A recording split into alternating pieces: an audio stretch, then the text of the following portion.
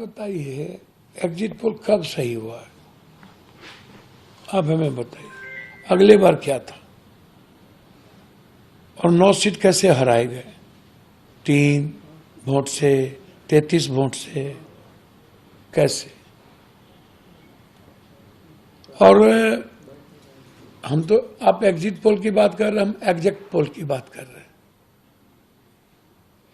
मेरा एग्जैक्ट है, इन लोग का एग्जिट है। दूसरी तरफ वोटिंग कास्ट हो रही है, वोटिंग अभी ईवीएम में पड़ रहा है।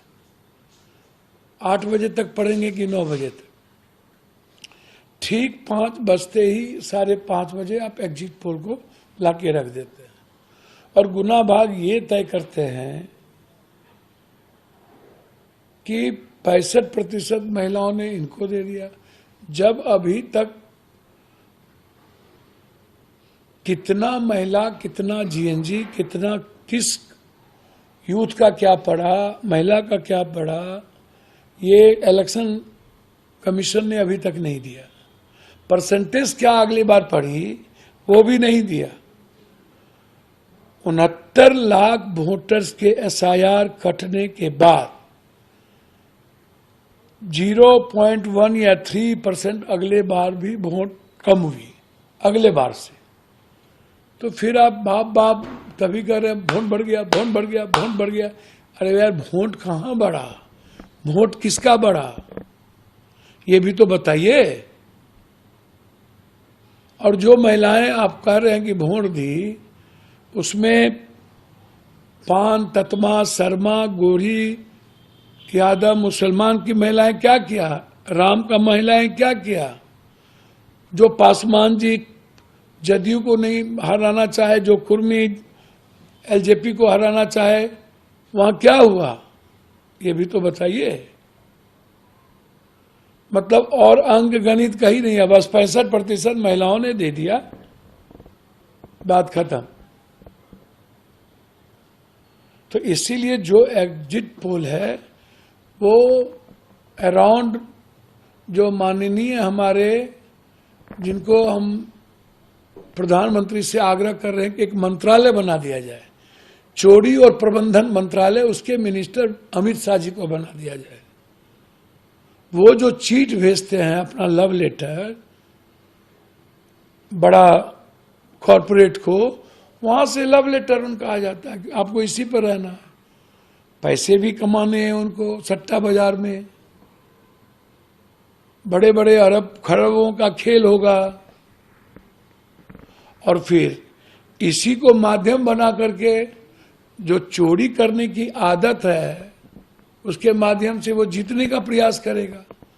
मैं मानता हूं कि बिहार की जनता महागठबंधन को चुनाव में अपना मतदान किया है,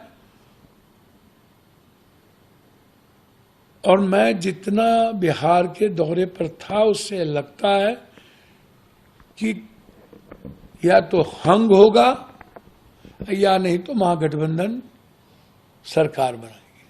आपके मुताबिक आपने बोला कि एग्जैक्ट पोल, क्या लगता है एग्जैक्ट आपका महागठबंधन का कितना है? मैंने आपको कहा कि हमें तो ये लग रहा है कि कहीं न कहीं हंग की संभावना मुझे दिखती है ज्यादा। मैं झूठ नहीं बोलता। यदि हंग नहीं हुआ तो महागठबंधन